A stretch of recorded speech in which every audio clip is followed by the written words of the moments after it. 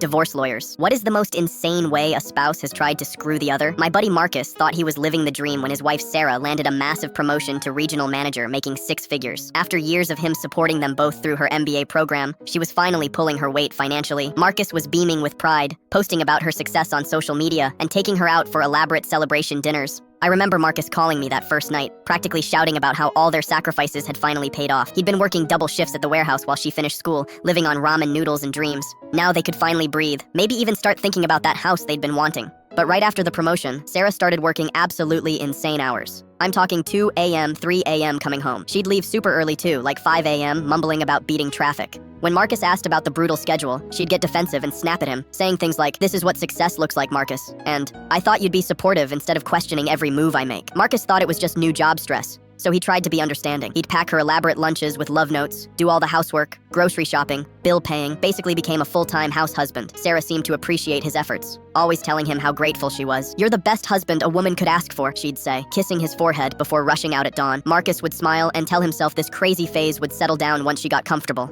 Then one day, completely out of the blue, Marcus got a call from Sarah's old company. The HR representative was asking why Sarah hadn't returned their laptop and security badge yet. Marcus was genuinely confused. Sarah had been at her new job for 4 months already. When he asked Sarah about it, she just laughed it off and said they were disorganized. But Marcus couldn't shake the nagging feeling something was off. Her explanations were getting vaguer. She was increasingly irritable when he asked about work. And she never had any specific stories about colleagues or daily tasks. So he decided to surprise Sarah at her new office with lunch, her favorite sandwich from the deli where they had their first date. When he got to the gleaming corporate building and asked for Sarah Thompson at the front desk, the receptionist looked genuinely confused. She checked the company directory twice, even called someone to double-check. No Sarah Thompson worked there. Never had, according to their records. Marcus felt his entire world collapse. Standing in that marble lobby, he realized he'd been living a complete lie. He hired a private investigator, and what they found was absolutely insane. Sarah had been fired from her old job 8 months earlier for embezzling money from client accounts. She'd been living off their savings and maxing out credit cards, pretending to go to work every day. She'd actually been spending her days at her boyfriend Dave's apartment, some guy she'd met in rehab for gambling addiction.